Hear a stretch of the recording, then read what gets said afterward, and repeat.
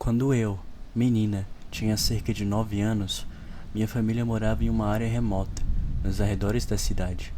Considerando a localização do bairro, aquela área era cercada por armazéns e coisas assim. Na época, minha família não tinha telefone em casa e nem nossos vizinhos. Naquela época não havia celulares ou eles eram um luxo e nem todos podiam pagar. Isso aconteceu no final dos anos 90.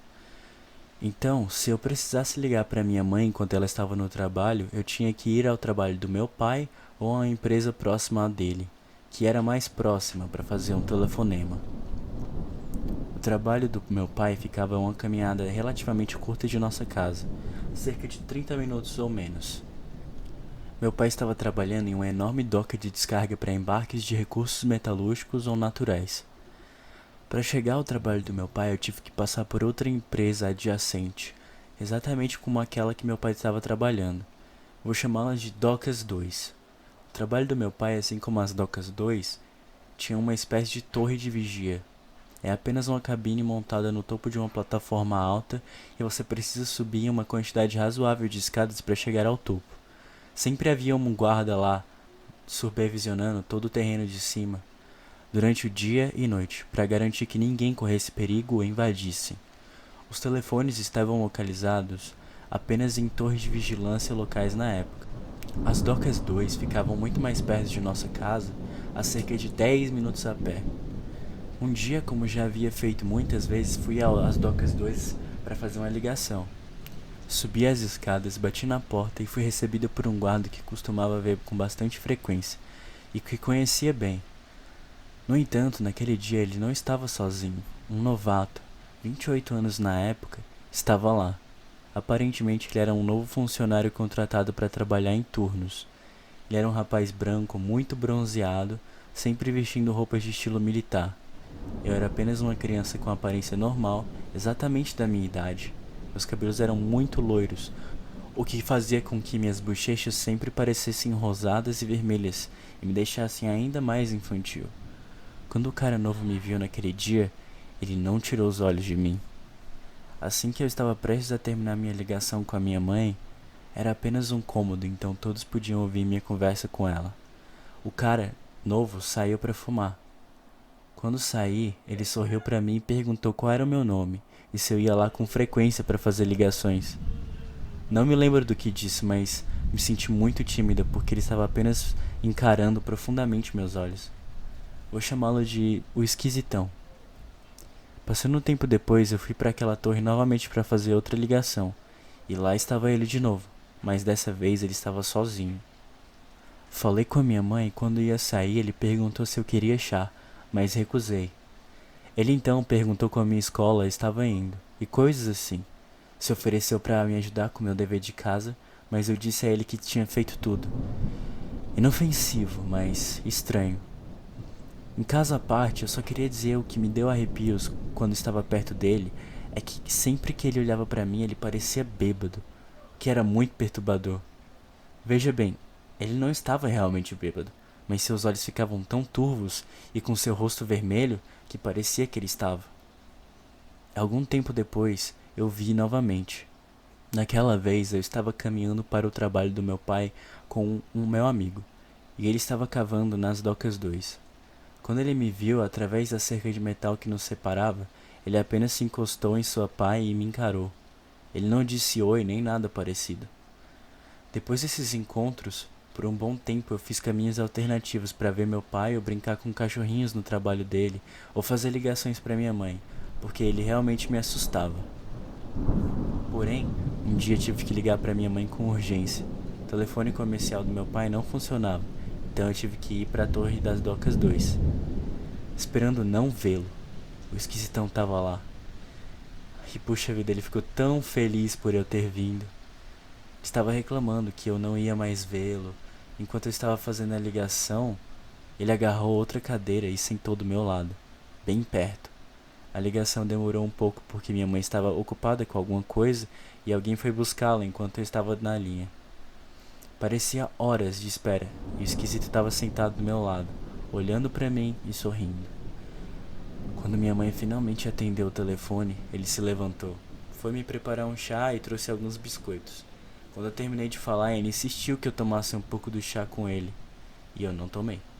E ele continuou tentando puxar a conversa, mas desta vez o tom da conversa era diferente. Ele me perguntou quantos anos eu tinha exatamente, e eu disse a ele 12 ou 13, e eu não tenho ideia por que menti dizendo que tinha mais de 9 anos.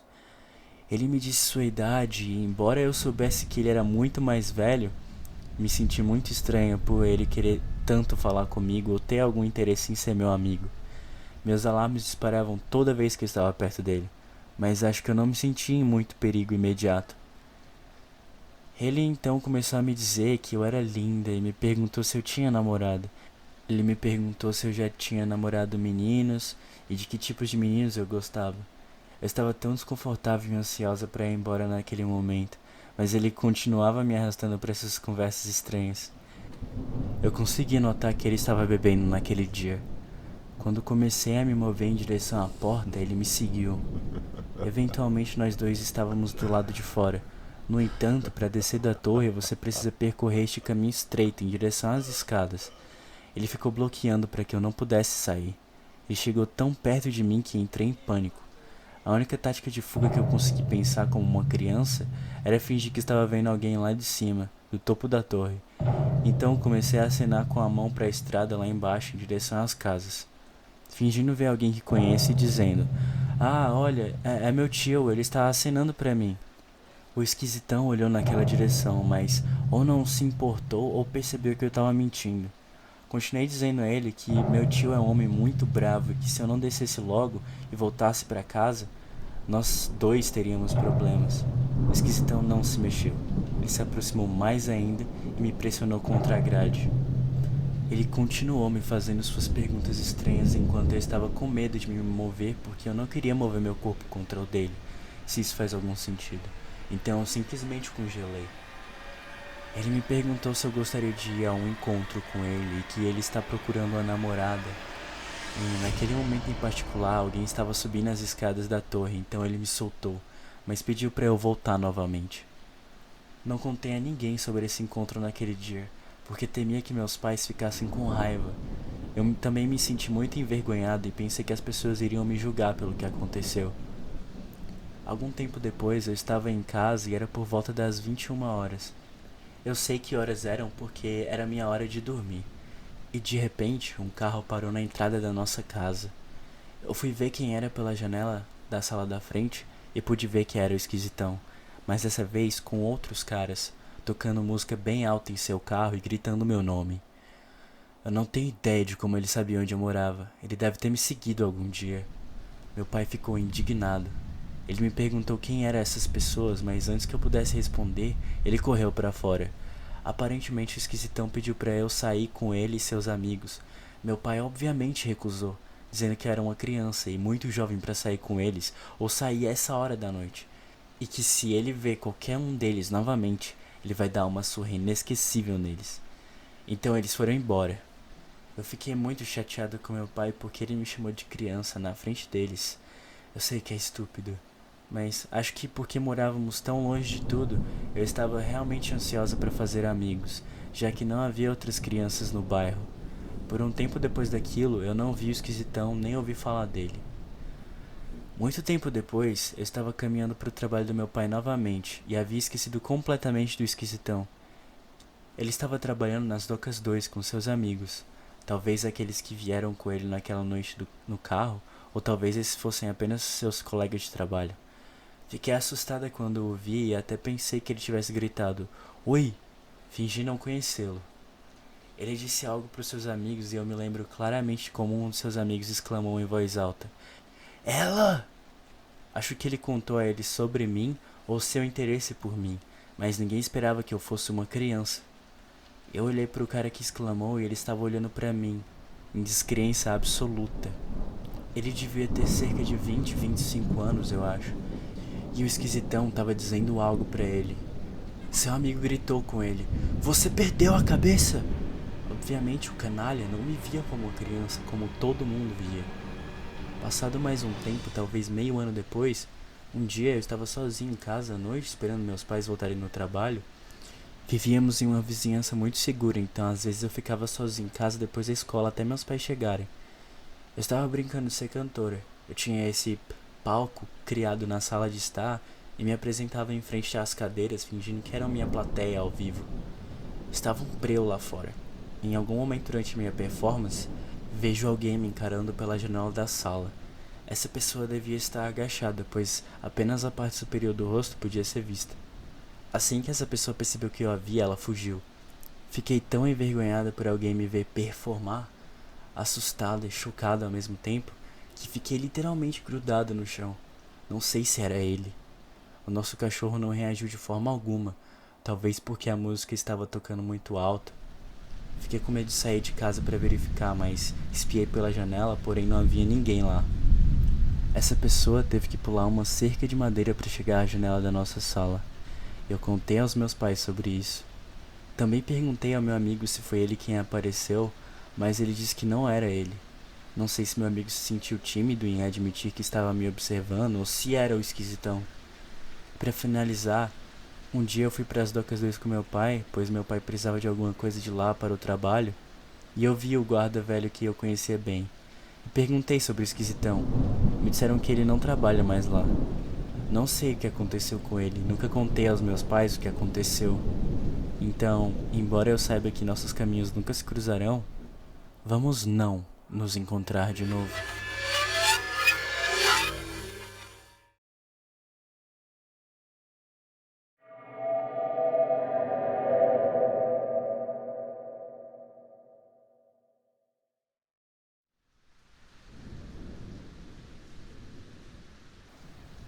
Para entender minha história, você meio que precisa saber um pouquinho sobre as leis de invasão em nosso país. Nós não temos, contanto que você seja respeitoso e não destrutivo. Você pode caminhar pelas colinas que quiser e, no meu caso, acampar em qualquer praia de sua escolha, desde que, depois de deixar a área, esteja como a encontrou. Eu adorava acampar quando era pequeno. Nossa família ia várias vezes por ano com um grande grupo de amigos de meus pais e seus filhos. Em média, éramos 10 de cada vez, o que era um pouco difícil logisticamente, já que sempre íamos para uma praia bem remota no litoral. E na verdade, não éramos os únicos. Sempre havia iates balançando perto do mar, com pessoas neles e outros campistas, formando fileiras de cima a baixo na praia. A maioria deles também tinha filhos, crianças ou adolescentes. Então não era uma festona descontrolada. Era um local bem informal para festas em família. Havia até um pequeno prédio com banheiros e chuveiros instalados nas proximidades, embora fosse o meio do nada. Acho que o conselho local deve ter descoberto e se enjoado de pessoas fazendo xixi atrás dos arbustos. Fizemos uma viagem na primavera de 2011.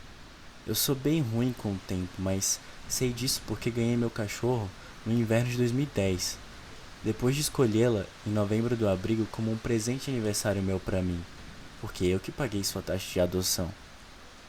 Reddit, eu sei que vocês amam cães e ela será muito importante para a história mais tarde, então deixe-me contar um pouco sobre a Parmesão. Parmesão veio até a mim um filhotinho de 6 meses que havia sido resgatada em uma situação de briga de cães.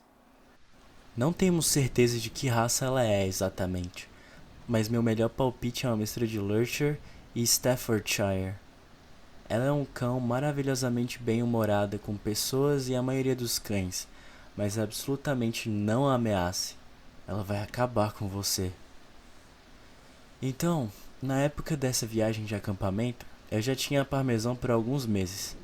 Ela nunca tinha vindo acampar conosco antes, mas de acordo com a minha família, cachorros normalmente vão acampar, então quando todos nós entramos no carro, ela veio também. Estranhamente, nenhum dos amigos da minha família puderam ir, então éramos apenas eu, minha irmã, meu pai e minha mãe. Não me importava muito com isso, não era tão apegada às outras crianças. Preferia brincar com a minha cachorra e ainda teria minha irmã. A viagem durou umas 6 horas e, como saímos um pouco mais tarde, embora não me lembre porque saímos mais tarde do que o normal nesse dia, chegamos ao pôr do sol. Não é um bom momento para armar uma barraca, mas Esperávamos chegar e ter outros campistas já, com barracas montadas e a praia iluminada por fogueiras. A praia estava vazia. Mas, apesar disso, meus pais começaram a tirar as coisas e tentar armar a barraca. Eles nos pediram para pegar alguma das sacolas mais leves do porta-malas, enquanto eles apontavam a lanterna para a areia para enxergar direito. Abaixei a janela do carro para parmesão antes de sair. Fazia muito calor para aquela época do ano e queria que ela pegasse ar. Tenho sempre que cuidar da minha amiguinha peluda. Enquanto estávamos nos atrapalhando pelo escuro, em uma praia, no meio do nada, estava bem assustador. A única estrada que levava a essa praia era circular e tinha uma ponte sobre a água, o que significava que você poderia basicamente circular ao redor da praia como um grande O, se quisesse. Não estava prestando muita atenção na estrada. Estava reclamando que estava cansado, como crianças fazem. Mas minha mãe estava prestando atenção. Depois de talvez 15 minutos de meu pai tentando pregar a barraca na areia, minha mãe estava se perguntando se ele viu aquele carro passando. Já passou algumas vezes, ela disse. Meu pai meio que deu de ombros. Ele é mais ou menos assim. Não sei se ele respondeu a ela, mas depois de mais alguns minutos, um carro parou ao lado do nosso na estrada e alguém saiu. Eram cerca de 5 ou 6 metros dos carros até onde estávamos, e a iluminação estava bem fraca, com exceção das lanternas. Não esperávamos ver mais ninguém aqui a este ponto, e acho que minha mãe disse que devia ser o segurança. Não imagino por que uma praia aleatória teria segurança. Eu acho que ela quis dizer foi a guarda florestal ou algo assim, já que eles ocasionalmente vêm para bisbilhotar. O cara tava andando bem irregularmente. Ele devia estar bêbado ou chapado, porque tinha aquele torpor. Não havia absolutamente nenhuma chance desse cara estar sóbrio. Legal. Um drogado. Não é um achado incomum, mas é raro vê-los na natureza. Quando ele entrou no alcance da lanterna, percebemos que ele carregava uma grande faca, talvez de 15 polegadas. Embora eu fosse pequeno na época, então talvez meu senso de escala estivesse errado.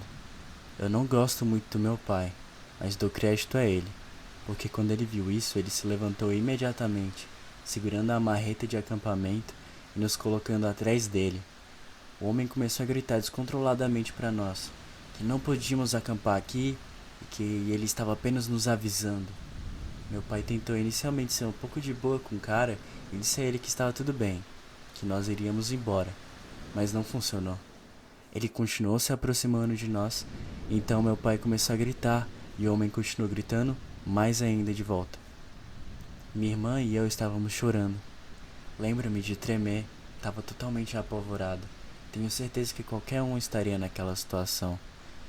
Realmente parecia que esse cara e meu pai iriam brigar e vou ser honesto, não gostava das chances do meu pai.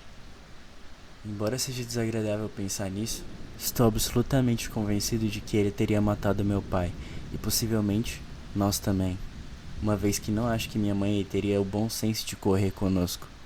Eu a amo, mas ela sempre colocou nosso pai e seu relacionamento com ele acima de nós. Mas não foi assim que aconteceu.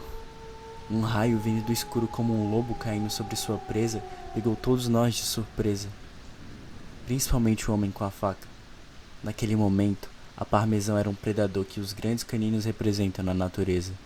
Ela o pegou pelo braço e mordeu com força, rasgando sua jaqueta e a pele por baixo. Ele largou a faca que estava no braço que ela mordeu, então a chutou, deu um soco e finalmente a fez soltar. Ele pegou a faca da areia, correu de volta para o carro e foi embora. A parmesão não o seguiu. Ela ficou conosco, com o focinho coberto de sangue. O mais rápido que pudemos, pegamos as nossas coisas e voltamos todos para o carro. Todos muito abalados com o incidente. Olhei para a parmesão e ela estava bem, mas a janela do carro estava muito mais aberta do que eu deixei. Achamos que o que aconteceu foi que, quando a gritaria começou, ela deve ter colocado as patas no espaço que eu deixei para ela, e como era um carro velho e tinha uns vidros de manivela e não um botão elétrico, achamos que ela deve ter conseguido empurrar com as patas e abaixá-lo o suficiente para se espremer para fora. Mas este não é o fim da história.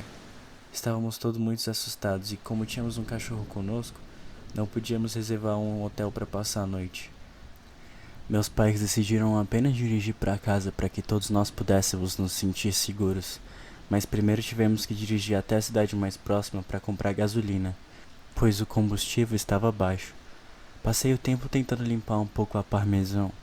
Sempre amei cães, mas o que ela acabou de fazer por mim me surpreendeu. Quando entramos na cidade, encontramos um posto de gasolina, mas parecia fechado. Meu pai chegou mais perto para ver melhor e colocou a cabeça para fora da janela.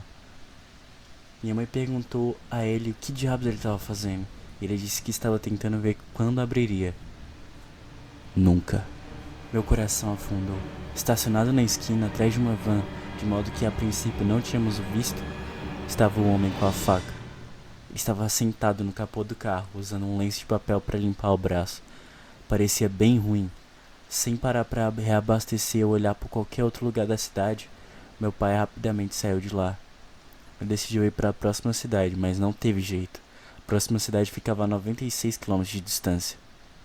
Ele não tinha muita gasolina, percebemos, quando começamos a dirigir, que o carro ia apagar. Tudo bem, meu pai disse. Tínhamos cobertura de AA, seguros de problemas na estrada. Eles viriam nos rebocar para casa, ou pelo menos para algum lugar aceitável para passar a noite, melhor do que ficar na última cidade. Depois de dirigir por cerca de 5 minutos, luzes piscam por trás. Outro carro. O mesmo carro que o homem dirigia. Era ele, nos seguindo. Ele deve ter percebido que estávamos com pouca gasolina. A meia hora seguinte foi uma das piores meia horas da minha vida. Tive um colapso total e absoluto, assim como todo mundo no carro. Eu conseguia notar que meus pais estavam tentando manter isso em segredo para que não nos deixasse mais aborrecidos, mas não éramos criancinhas. Tínhamos ambos 2 dígitos de idade. Sabíamos quão perigosa era a situação. Papai desligou o rádio para economizar gasolina e o homem nos seguiu por 88 quilômetros antes de pegar outra estrada. Nosso medidor de combustível estava no grande E vermelho de vazio, nos últimos 16 quilômetros. Estávamos dirigindo no limite. Eu não exatamente acredito em Deus, mas se ele existe, esse foi definitivamente um de seus milagres. Assim que chegamos lá, entramos em um posto de gasolina e reabastecemos até o tanque completar antes de dirigir o resto do caminho para casa. A minha irmã e eu dormimos no carro depois disso. Eu só acordei depois que terminamos todo o caminho para casa, apenas grato por nada pior ter acontecido. Depois de dormir um pouco, minha mãe ligou para o número não emergencial da polícia. Relatou o que havia acontecido. Eles nunca mais retornaram para ela depois disso, mas aparentemente a mulher com quem ela falou diz que eles podem algum dia, já que ele combinou com a descrição dada de um suspeito procurado em relação à acusação de assassinato. Não faço ideia se ele realmente era aquele cara ou apenas um louco aleatório. Como eu disse, eles nunca retornaram. Então, qual é a lição? Além de louco na praia, não vamos nos encontrar de novo? Bem, pra mim é que amo a parmesão. Ela ainda está conosco agora, velha como as colinas e 2 vezes mais grisalha, como uma das amigas da minha mãe gosta de dizer brincando. Não sei por que ela fez o que fez naquele dia, não sei dizer qual foi o processo de pensamento dela. O que eu sei é que essa pobre cachorrinha nasceu em um ambiente onde eles abusaram e negligenciaram ela. Apenas para ser resgatada e levada para um abrigo onde sua mãe e irmãos encontraram lá antes dela. Apesar de as pessoas a terem tratado mal, quando eu levei para casa ela perdoou, mas nunca se esqueceu. Acho que o ditado é: nunca confie em uma pessoa que não gosta de um cachorro, mas sempre confie em um cachorro quando ele não gosta de uma pessoa. Eles entendem muito bem a linguagem corporal humana, e acho que ela deve ter entendido o perigo que corríamos. Se você puder, adote. Você pode se encontrar em uma situação como a minha um dia. Eu prometo a você que se você estiver disposto a salvar uma vida de um amigo de 4 patas, eles vão pagar 10 vezes mais que puderem, sem se preocupar com a sua própria segurança. Eu paguei 78 euros pela taxa de adoção da parmesão, o que é muito quando você é criança, mas me dá calafrio saber que se eu não tivesse sido tão determinado em ter um cachorro, eu poderia estar morto.